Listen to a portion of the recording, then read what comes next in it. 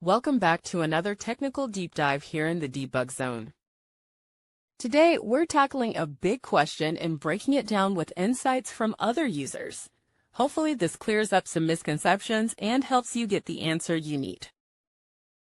So buckle up, stay a little curious, and let's jump right in.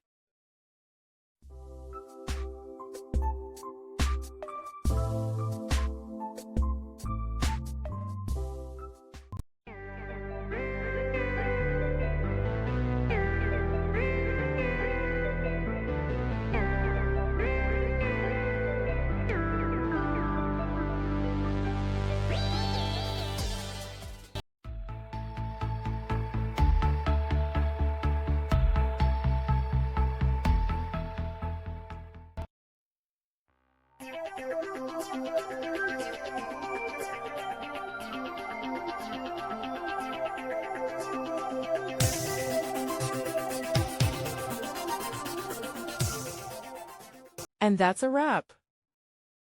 I hope you found the answer you were looking for. If you did, take a second to hit that subscribe button. It really helps out. And let me know in the comments which solution worked best for you. See you next time in the debug zone.